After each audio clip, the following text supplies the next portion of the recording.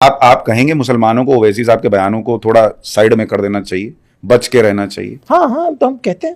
اسد الدین اویسی صاحب کو جہاں تک جانتا ہوں 100% ان سے ڈس ایگری کرتا ہوں. میں اسد الدین اویسی صاحب کو جہاں تک جانتا ہوں 100% ان سے ڈس ایگری کرتا ہوں. میں اسد الدین اویسی صاحب کو جہاں تک جانتا ہوں 100% ان سے ڈس ایگری کرتا ہوں. ان کی پولیٹکس سے, پولیٹیکل اپروچ سے بھی ڈس ایگری کرتا ہوں, کیونکہ ان کی پولیٹیکل اپروچ اس پولیٹیکل اپروچ کو سپورٹ کرتی ہے جو بانٹنے والی ہے, اور اس سے ان کو بھی کچھ فائدہ ہوتا ہے, دوسروں کو اس سے بھی زیادہ فائدہ ہوتا ہے. تو یہ ان کی پولیٹیکل اپروچ کی بات, اپنا ڈس ایگریمنٹ شو کرتا ہوں. لیکن سر انہی کے پیچھے اتنی مسلمانوں کی بھیڑ بھی تو کھڑی ہوتی ہے, وہ خوش ہوتی ہے, وہ تالی مار. تو پاگل لوگوں کا تو مجمع, پبلک میں پاگل لوگ تو ہو ہی جاتے ہیں. جب اب ذرا آگے عبداللہ سالم قمر چترویدی صاحب نے جو باتیں کہی ہے, آج سے 5 سال پورو انہوں نے کہا تھا, اور مولانا محمود مدنی کو لے کر, تو اشارے میں آپ پوری باتوں کو سمجھ سکتے ہیں. اور دیکھیے دوسرے نمبر پر مسلمانوں کو بحیثیت مسلم اپنا کوئی سیاسی لیڈر نہیں چننا چاہیے, یہ بھی غلط سوچ ہے. ہندوستان ایک آزاد ملک ہے لیڈر صاحب, جنرل سیکریٹری صاحب, کوئی بھی یہاں پر اپنا سیاسی لیڈر چن سکتا ہے.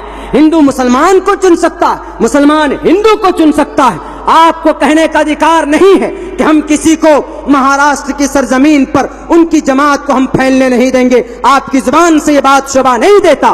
ان کا اشارہ میں صاف لفظوں میں نام لیتا ہوں. ہماری شریعت کو بچانے کا کام سینہ تان کر پارلیمنٹ کے اندر اگر کوئی کھڑا تھا تو وہ مجلس اتحاد المسلمین کا وہ لیڈر اسد الدین اویسی تھا. وہ ہمارا لیڈر اس معنی کر ہے کہ جب سارے دنیا کے بڑے بڑے ایم پی تھے وہاں پر چپ تھے, لیکن انہوں نے اگر شریعت کو بچانے کا کام کیا ہے تو وہ ہمارا ہے لیڈر. ہم مانتے ہیں سیاسی پہلو اعتبار سے انہوں نے ہندو کو بھی, دلت کو ساتھ لیا ہے اور مسلمان کو ساتھ لیا ہے, جو کہ بہت زیادہ غریب, کچلے اور دبے لوگ ہیں.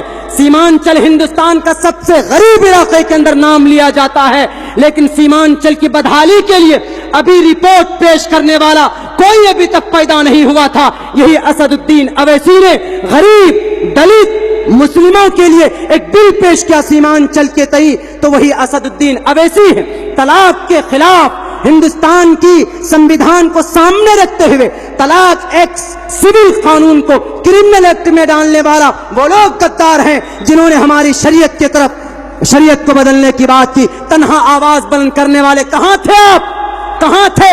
مگرمچھ کے آنسو بعد میں بہاتے ہیں. معصوم بچیوں کا اپہرن کر لیا جاتا ہے, کبھی کبھی تو نہتھے لوگوں کی ہتیا کر دی جاتی. اس وقت آپ کہاں پر بیٹھے ہوئے ہوتے ہیں؟ بعد میں آتے ہیں آپ مگرمچھ کے آنسو بہانے کے لیے. کیوں نہیں ہندو مسلمانوں کو لے کر آپ فساد پیدا ہونے سے پہلے فساد کو کیوں نہیں روکنے کا کام کرتے ہیں؟ جب فساد ہو جاتا ہے تب آپ دورہ کرتے ہیں. ہم آپ کے سمجھوتے کی بالکل مخالفت کرتے ہیں. ہندوستان سیکولر ملک ہے. اگر اسد اویسی صاحب نے اگر دلت کے خلاف, دلت کے لیے ان کا حق لینے کی بات کی ہے تو ہم ان کے ساتھ ہیں. بلکہ کسی بھی مظلوم کی آواز کوئی بھی بندہ اگر اٹھاتا ہے, ہم اگر اٹھاتے ہیں تو ہمارا ساتھ ہونا چاہیے. آپ میں کوئی لیڈر اگر اٹھاتا ہے, آپ کے قریب کا اگر کوئی سیاسی لیڈر اٹھاتا ہے, تو آپ کو ان کا ساتھ ہونا چاہیے, ان کا وروध نہیں کرنا چاہیے.